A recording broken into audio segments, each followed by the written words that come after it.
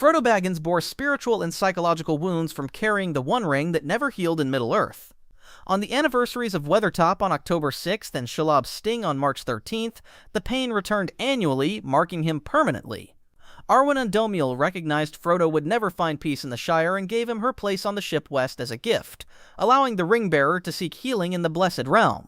Frodo himself stated, "It has been saved, but not for me," when speaking of the Shire he'd fought to protect. Frodo sailed from the Grey Havens on September 29, 3021, Third Age alongside Gandalf, Galadriel, Elrond, and Bilbo. He traveled to Tol Eressëa, the solitary isle off the coast of Aman, as mortals were forbidden from entering Valinor itself. Tolkien described this as a purgatorial period, not as punishment, but as grace in an earthly paradise. The island allowed Frodo to experience Arda Unmarred, the world as it existed before Morgoth's corruption. There he could reflect and achieve peace among the elves and within sight of the Valar's dwelling. Tol Eressëa provided Frodo with what Tolkien called essential companionship. Bilbo's presence mattered because Frodo would have been unlikely to find contentment in an earthly paradise without a companion of his own kind. The two ring-bearers dwelt together among the Eldar, experiencing the lingering light of the two trees that still illuminated the Blessed Realm. Frodo could process his trauma in a place where the ring's influence held no power and where evil had never touched. Frodo's mortality remained unchanged. The Undying Lands earned their name because the Valar and elves dwelling there were immortal, not because the land itself granted immortality. Tolkien confirmed in Letter 246 that Frodo lived in Eressëa until his healing finished, then died of his own free will when ready to surrender life. The period of healing likely lasted years, perhaps decades, but ultimately Frodo experienced a gentle, natural death. He departed life having understood his role in the larger story, his littleness and his greatness both recognized, his spirit fully mended from the ring's burden. Bilbo Baggins turned 131 years old on September 20, 3021, Third Age, the same day he departed Middle-earth. His unnaturally prolonged life resulted from possessing the One Ring for 60 years, from 2941 to 3001 Third Age. Once the ring was destroyed, the artificial extension of his lifespan began collapsing.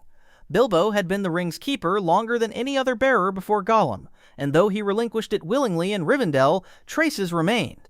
His brief desire to see the ring again when Frodo arrived in Rivendell in 3018 demonstrated the lingering possessiveness it planted in his mind. Bilbo's invitation to sail west recognized his essential role in the ring's history.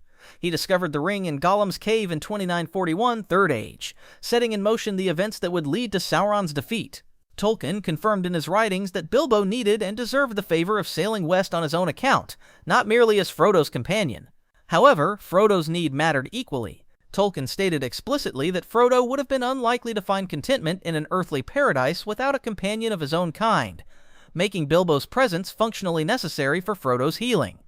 Bilbo sailed from the Grey Havens on the White Ship carrying Gandalf, Galadriel, Elrond, and the two Hobbit ring-bearers.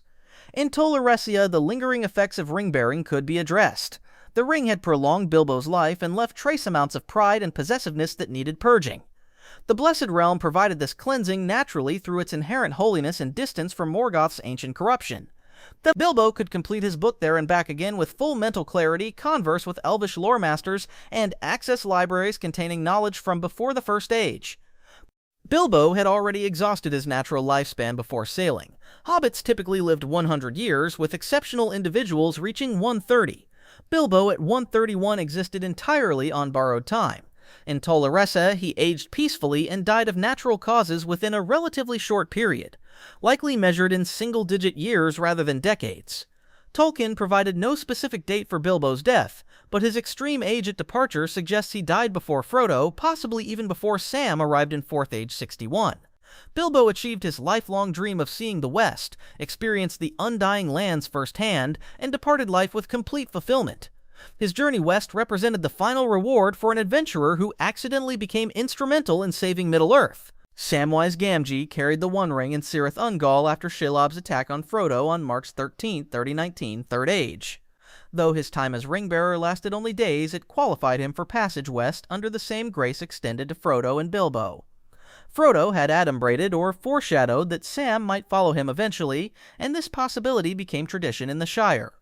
Sam married Rose Cotton in 3020 Third Age, fathered 13 children, and served 7 terms as mayor of Myshel Delving from 3025 to 3055 Third Age. He lived the life Frodo could not have, rebuilding the Shire after the Scouring and watching it prosper. Rose died in 4th Age 61, Shire Reckoning 11482. Sam was 102 years old. With his wife gone and his children grown, the sea longing that affects all ring-bearers called to him. Sam entrusted the Red Book of Westmarch to his daughter Eleanor Gardner, who had been named after the golden starflower of Lothlorien. Eleanor last saw her father at the Tower Hills heading westward. According to the Red Book's tradition, Sam sailed to the Grey Havens and crossed the sea as the last of the ring-bearers, marking the final departure of those who bore the One Ring's burden. Sam arrived in Tol Eressëa in 4th Age 61. If Frodo still lived at that time, he would have been approximately 114 years old in Tol Eressëa's timeless environment. The mathematics of their reunion depends on how long Frodo survived after healing, but the tradition strongly suggests they met again. Sam brought with him the perspective of someone who had lived a full mortal life in Middle-earth, unlike Frodo, who departed wounded, and Bilbo, who departed ancient. Among the elves of Eressëa, Sam's character endeared him immediately. His role in the quest, his loyalty to Frodo, and his defeat of Shelob earned him respect among beings who had fought in wars spanning millennia. The Gardens of Tol Eressëa would have profoundly affected Sam. In Lothlorien, he had seen elven gardening at its peak in Middle-earth. In the Blessed Realm, he witnessed flora that existed before Morgoth's corruption, possibly including saplings or memory reflections of the two trees Telperion and Laurelin. The Valar Yavanna, creator of all growing things, dwelt in Valinor proper, and her influence permeated every garden in Aman. Sam's brief exposure to the ring and his sorrow at parting from Frodo found healing in this environment. Sam died naturally in Tol Eressëa after several years, his mortal nature unchanged by the voyage. His death occurred peacefully, without pain or regret. When Sam's grey ship passed into the west, the Age of the Ring-Bearers concluded permanently. The Fourth Age belonged entirely to men, and the last living connection to the War of the Ring departed Middle-earth's history into legend. Gimli represents the only dwarf in recorded history permitted to sail to the Undying Lands. Dwarves were Olgierd's creation, made before the awakening of the elves, adopted by Ilúvatar but not counted among his children. The Valar designed Aman for the Eldar and later extended limited grace to mortal ring-bearers, but dwarves had no place in that design. Gimli's exception derived from two unprecedented factors: his friendship with Legolas that surpassed any elf-dwarf bond in history, and his reverence for Galadriel that earned her direct intercession with the Valar. In Lothlorien, during the quest, Galadriel's kindness transformed Gimli's opinion of elves entirely. When offered gifts, Gimli asked only for a strand of her hair. Galadriel gave him 3, a gift of immense significance considering she had refused Fëanor himself in the Elder Days when he made the same request. Gimli's desire to see Galadriel's beauty again in the Undying Lands became his driving motivation.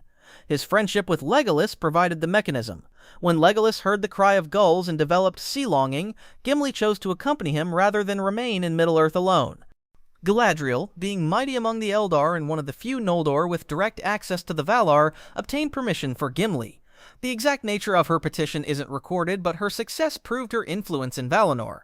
After King Elessar died in 4th Age 120, Legolas built a grey ship in Ithilien. The appendices state explicitly, with him, it is said, went Gimli the dwarf, marking this as extraordinary enough to warrant special notation. They sailed down Anduin and across Belagare to Tol Eressëa. Gimli's arrival in Aman represented a singular event in the history of Arda. The elves of Tol Eressëa would have viewed a dwarf among them with amazement, but Galadriel's vouching and Legolas's companionship ensured his acceptance. Gimli was over 260 years old when he sailed, far exceeding the normal dwarven lifespan of approximately 250 years. He lived long enough to see Aragorn's death and the restoration of Gondor and Arnor before departing. In Tol Eressëa, Gimli fulfilled his wish to behold Galadriel again, now dwelling in her full power and glory in the light of a man.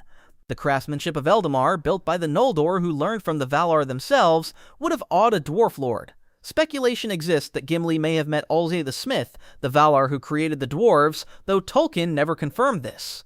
What remains certain is that Gimli dwelt in Tol Eressëa for his remaining years alongside Legolas. Tolkien identified Gimli in letter 154 as a unique exception among mortals allowed to reside in Elvenhome. The grace extended to him didn't alter his mortal nature. Gimli eventually died in Tol Eressëa, though no date is recorded.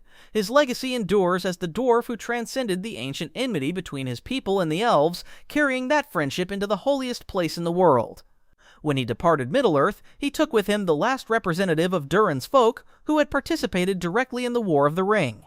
Gandalf was Olorinn, a Maya of the people of Manwë and Varda, sent to Middle-earth approximately in the year 1000 of the Third Age as one of the Istari. The Istari numbered 5, Saruman the White, Gandalf the Grey, Radagast the Brown, and 2 blue wizards who went into the east. Their mission involved counseling and encouraging opposition to Sauron without directly confronting him with matching power. The Valar, Manwë, Varda, Urmo, Aule, and others selected them specifically because their humility and wisdom made them suitable for working among the free peoples without dominating them. Gandalf bore Narya the Ring of Fire throughout the Third Age after Círdan the Shipwright gave it to him, upon his arrival in Middle-earth. Círdan recognized Gandalf's true nature and importance despite his appearance as an old man. Narya's power involved kindling hope and resistance in others, amplifying Gandalf's natural role as inspirer and counselor. When the One Ring was destroyed, the 3 Elven Rings lost their power permanently, and Narya had to be taken over sea along with Vilya and Nenya. Gandalf's mission concluded with Sauron's defeat in 3019 Third Age. He remained in Middle-earth until September 29, 3021, accompanying the Ring-bearers to ensure their safe passage and formally closing the Third Age. He sailed on the White Ship from the Grey Havens alongside Frodo, Bilbo, Galadriel, and Elrond. The ship followed the Straight Road, the path through the sea that leads beyond the circles of the world, to Aman, a route closed to normal vessels after the downfall of Númenor in Second Age 3319. Upon reaching Valinor, Gandalf ceased being Gandalf. He resumed his true form as Olorinn the Maya, discarding the Hroa or physical body he'd worn as an Istari.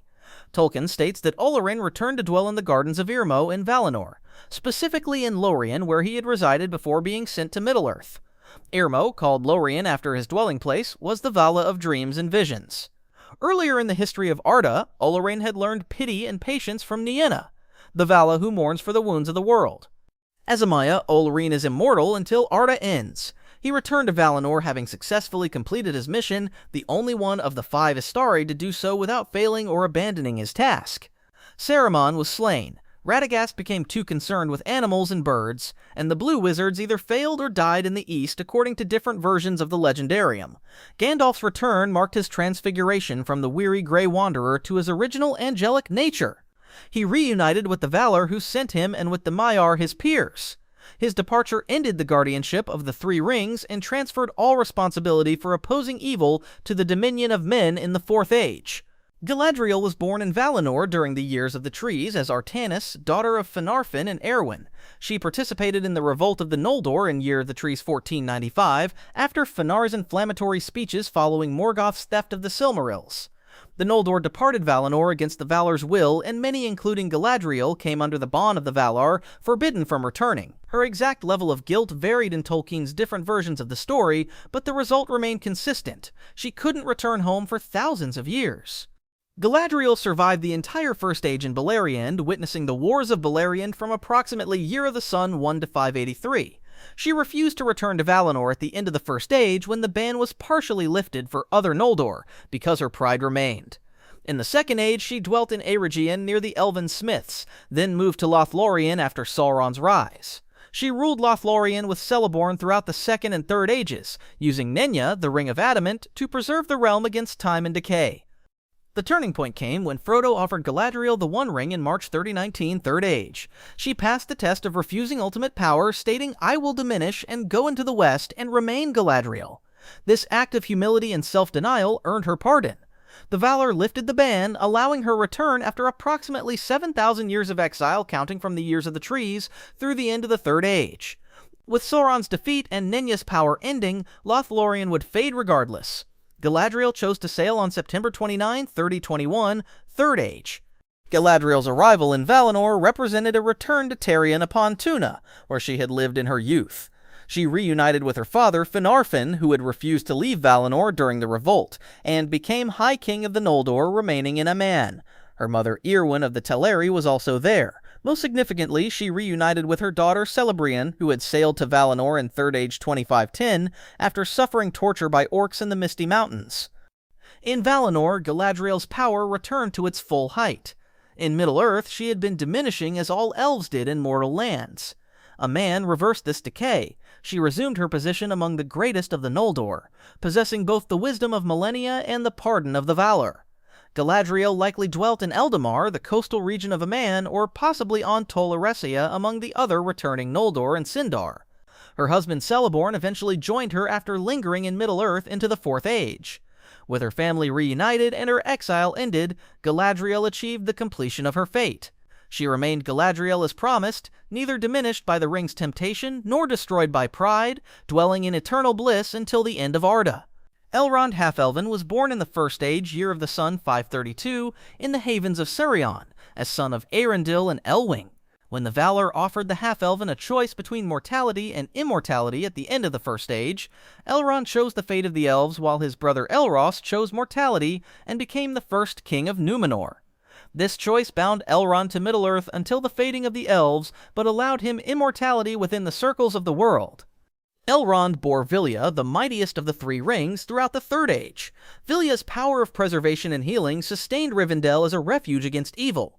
When the One Ring was destroyed, the three rings lost their power simultaneously. Without Vilya, Rivendell would inevitably fade, and Elrond's purpose in Middle-earth concluded. His wife Celebrian had sailed to Valinor in Third Age 2510 after orcs captured and tortured her while crossing the Redhorn Pass. The trauma proved beyond healing in Middle-earth, forcing her departure. Elrond remained in Rivendell for 511 more years without her. Elrond's daughter Arwen Undomiel chose mortality by marrying Aragorn in 3019 Third Age, invoking the same choice given to the Half-Elven in the First Age. This meant permanent separation. Once Elrond sailed west, Arwen would remain mortal, age and die in Middle-earth. They parted at the wedding, knowing they would never meet again within the circles of the world.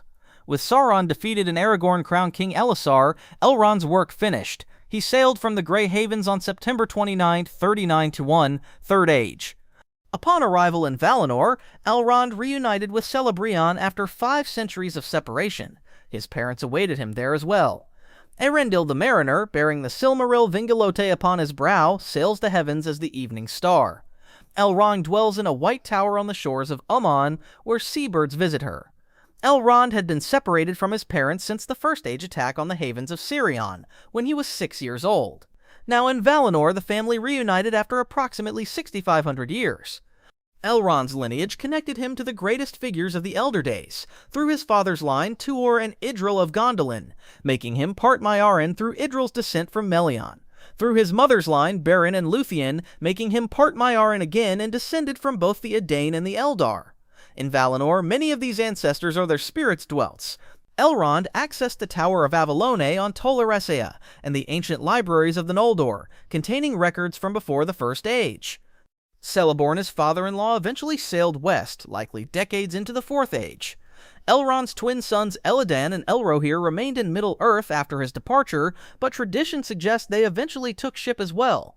As an immortal, Elrond will dwell in Valinor until Arda's end. His departure marked the end of the High Elves' presence in Middle-earth. The only permanent grief remained Arwen, who died in Seren Amroth in 4th Age 121 after Aragorn's death. Elrond must bear this loss eternally, though Valinor's grace likely provides perspective to accept the mortal parting within the larger design of Ilúvatar's music. Celeborn of Doriath was a Sindarin prince, kinsman of Thingol Greycloak, who ruled Doriath in the First Age. Unlike the Noldor, who had seen the Two Trees in Valinor, Celeborn belonged to the Sindar, who remained in Beleriand and never crossed the sea. He married Galadriel sometime in the First Age, creating one of the few unions between Noldor and Sindar nobility. When Galadriel sailed west in 3021 Third Age, Celeborn remained behind, choosing to linger in Middle-earth despite their separation. After Galadriel's departure, Lothlorien's golden glory faded immediately. Without Nenya's preserving power and without its lady, Caris Galadon fell silent.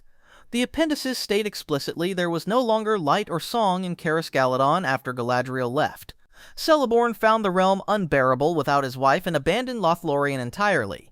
He traveled to Rivendell, where he dwelt with his grandsons Elladan and Elrohir, the twin sons of Elrond and Celebrian. The Fourth Age progressed with the dominion of men firmly established. King Elessar ruled until his death in 4th Age 120 when he was 210 years old. Arwen Undomiel, Celeborn's granddaughter, died shortly after in 121, choosing to surrender life rather than remain without Aragorn. These deaths marked the end of everything Celeborn loved from the Elder Days. His wife had gone, his granddaughter had chosen mortality and died, his realm had faded, and the great elven presence in Middle-earth was ending. Eventually, Celeborn heeded the sea longing that comes to all elves who remain in mortal lands. The appendices note there is no record of the day when at last he sought the Grey Havens, but confirm he did sail. The prologue to The Lord of the Rings states that with Celeborn's departure went the last living memory of the Elder Days in Middle-earth. He had witnessed the glory of Doriath under Melian and Thingol, survived the kinslayings, seen Beleriand sink beneath the waves, and lived through all 3 ages. His sailing closed the final chapter of the Elves. Upon reaching Valinor, Celeborn experienced the Blessed Realm for the first time in his existence. He reunited with Galadriel after their temporary parting. To an immortal elf, the separation of several decades or even a century would seem brief, but the reunion still held significance. Celeborn met his daughter Celebrian again, now healed from her torment. He encountered the Noldor lords like Finarfin and perhaps Finrod Felagund's spirit, and likely met the Valar themselves. Celeborn likely dwelt on Tol Eressëa or in Eldamar with Galadriel. His wisdom from witnessing all of Middle-earth's history made him respected among the elves of Valinor. The fading that affects elves in Middle-earth reversed in Aman. Celeborn regained the vigor and strength of his youth, appearing again as the silver-haired prince of Doriath. As an immortal, he will dwell in Valinor until the world's end, reunited permanently with Galadriel and free from the weight of ages that had burdened him in Middle-earth. Legolas Greenleaf, son of Thranduil, prince of the Woodland Realm in northern Mirkwood, heard the cry of gulls at Pelargir on March 13, 3019, Third Age during the War of the Ring. This sound triggered the sea longing and irresistible pull that affects elves once awakened. Legolas stated, "No peace shall I have again under beech or under elm," after hearing the gulls, recognizing that his time in Middle-earth would eventually end. However, he had promised Gimli they would explore Middle-earth together first, visiting the glittering caves of Aglarond in Fangorn Forest.